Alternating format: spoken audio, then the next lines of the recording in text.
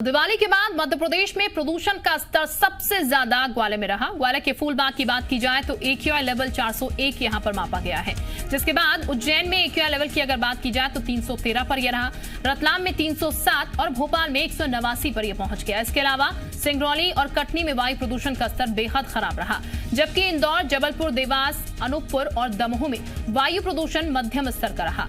विशेषज्ञों की माने तो दीपावली पर प्रदूषण को सामान्य होने में 3 से 4 दिन लगते हैं और इसकी वजह से सांस लेने में दिक्कत हो सकती है। तो फिलहाल ये बता दें आपको, ग्वालियर में AQI 401 मापा गया है। इसके अलावा रतलाम में AQI 307, भोपाल में 189 मापा गया है। यानी कि अब ये वैज्ञानिक कह रहे हैं, जानकार ये कह रहे हैं कि 3 से 4 दिन जो है वो लग सकते हैं यहाँ पर प्रदूषण को सामान्य होने में। हालांकि मध्य प्रदेश की अगर और जगह के हिसाब से बात की जाए तो प्रदूषण की स्थिति बेहतर है, लेकिन ग्वालियर में AQI लेवल 401 पहुंच चुका है, रतलाम में 307 पहुंच चुका है, भोपाल में 189 पहुंच चुका है। इंदौर, जबलपुर, अनूपपुर, दमोह, देवास में वायु प्रदूषण मध्यम है, जबकि सिंगरौली और कटनी में वायु प्रदूषण का स्तर जो है वो बेहद खराब स्थिति में पहुंच चुका है। तो सबसे प्रदूषित शहर जो रहा है MP में वो ग्वालियर रहा है, यानी कि ज्यादा पटाखे कह सकते हैं यहाँ पर जलाए गए हैं और उसी से प्रदूषण जो है वो देखने को मिल रहा है। ये तस्वीर जो है वो भी आप देख पा रहे होंगे कैसे स्मॉग की एक परत जो है वो वातावरण में नजर आ रही है और कारण एकमात्र ये रहा है कि पटाखे जो हैं वो ज्यादा जले हैं और ये लेवल जो है AQI का और ज्यादा दिवाली के बाद बढ़ता हुआ नजर आया है। हालांकि अब प्रशासन की तरफ से तमाम अपनी कोशिशें हैं इस लेवल को घटाने के लिए ताकि ये स्थिति जो है वो खराब ना हो, लेकिन वायु प्रदूषण के लोगों के लिए खासी परेशानियां यहाँ पर हैं और खासकर अस्थमैटिक लोगों के लिए काफी ज्यादा परेशानियां ये सीजन लेकर आता है, क्योंकि प्रदूषण जो है वो हवा में खुला रहता है और ऐसे में जब लोग सांस लेते हैं तो सांस के मरीजों को और ज्यादा परेशानी होती है। हालांकि इससे विपरीत अगर आम लोगों की भी बात की जाए तो उनके लिए भी ये दिक्कतें लेकर आ रहा है, क्योंकि इस प्रदूषण के कारण कहीं आंखों में जलन, गले में जलन, ये तमाम दिक्कतें जो हैं वो शुरू हो जाती है। लेकिन ये माना जाए कि दिवाली के बाद ये जो प्रदूषण है इसे सामान्य होने में 3 से 4 दिन लग सकते हैं, क्योंकि ऐसा कहना है विशेषज्ञों का, जो कि कह रहे हैं कि 3 से 4 दिन बाद ये सामान्य हो जाएगा। लेकिन 401 की स्थिति में ग्वालियर का AQI जो है वो दर्ज किया गया दिवाली के बाद। तो स्थिति समझ सकते हैं आप, AQI लेवल लगातार हम आपको बताते भी हैं और इस लिहाज से ये स्थिति जो है वो खतरनाक है। 401 ये पहुंच चुका है, उज्जैन में 313 ये पहुंच चुका है। विवेक इस वक्त हमारे साथ ज्यादा जानकारी के साथ जुड़ चुके हैं। विवेक, सबसे ज्यादा प्रदूषित शहर ग्वालियर मापा गया है, 401 यहां पर AQI लेवल पहुंच गया है, यानी कि कह सकते हैं स्थिति सही नहीं है और यह भी मानकर चले कि सबसे ज्यादा पटाखे जो है मध्य प्रदेश में ग्वालियर में ही छोड़े गए। देखिए, ग्वालियर में दीपावली के दिन और दीपावली के वक्त जो है सबसे ज़्यादा प्रदूषण देखने को मिला और जो इंडेक्स सामने आया है उसमें ग्वालियर का AQI लेवल वो 401 है।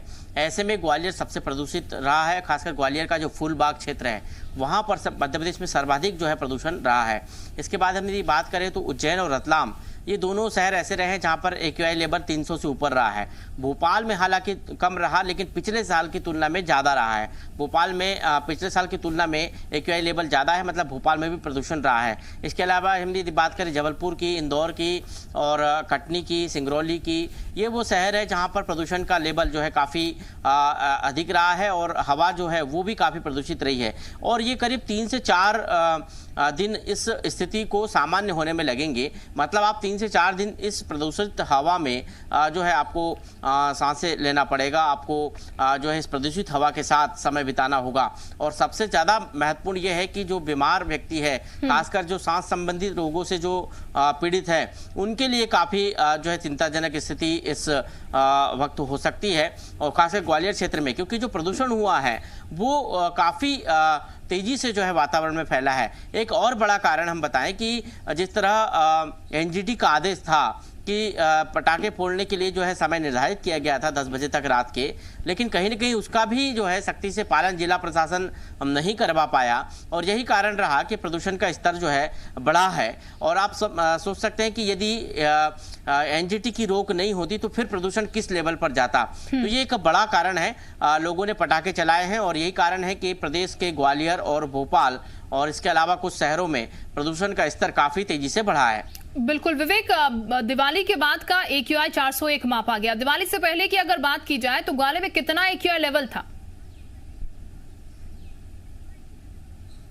देखिए, ग्वालियर में हालांकि प्रदूषण का स्तर हमेशा जो है बहुत कम नहीं रहा है। प्रदूषण का स्तर हमेशा ज़्यादा रहा है, लेकिन जितना दिवाली के दिन आया है उससे काफ़ी कम, करीब 200 के आसपास रहता है अमूमन, या 150 के आसपास रहता है। लेकिन इस तरह जो दिवाली के दिन पटाखों का प्रदूषण जो रहा है वो कहीं ना कहीं एक बड़ा कारण जो है इस एक्यूआई लेवल के बढ़ने का रहा है। दूसरा एक बड़ा कारण ये भी है कि ग्वालियर की जो बसाहट है वो काफ़ी घनी बसाहट है, और ऐसी स्थिति में उसके कारण भी जो है प्रदूषण ज़्यादा फैला, और हवा में जो है पटाखे की जो धून है या ध्वनि है उसका भी एक काफ़ी असर वहाँ पर देखने को मिला। जब प्रदूषण का स्तर हवा में इतना तेजी से फैला है तो फिर आप समझ सकते हैं ध्वनि प्रदूषण भी कितना हुआ होगा वातावरण में, और यही कारण है कि ग्वालियर का जो एक्यूआई लेवल है, यानी कि लेवल जो है वो काफी ज्यादा फिलहाल है, और उम्मीद यही करेंगे विवेक कि एक्यूआई लेवल जो है आने वाले समय में, जैसे कि विशेषज्ञ कह रहे हैं, कम हो। वापस लौटेंगे आपके पास,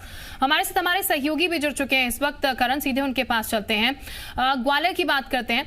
करण, ग्वालियर की अगर बात की जाए तो यहाँ पर ये एक्यूआई लेवल जो है काफी ज्यादा पहुंच चुका है।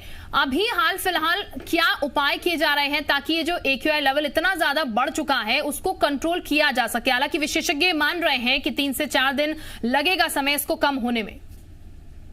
देखिए, बिल्कुल ये विशेषज्ञ बिल्कुल साफ तौर पर कह रहे हैं कि 3 से 4 दिन के अंदर जो एयर क्वालिटी इंडेक्स जो सामने निकल कर आया है, और चूंकि ग्वालियर का जो आंकड़ा सामने निकल कर आया है, ग्राफ, वो 401 पर पहुंचा है, जिसको अति गंभीर श्रेणी में माना जाता है, जिसका स्टैंडर्ड जो लेवल जो है वो सबसे ज्यादा बेहद खतरनाक स्थिति में होता है। इसको लेकर उपाय तो किए जाएंगे, प्रशासनिक स्तर पर काफी प्रयास किए जाएंगे।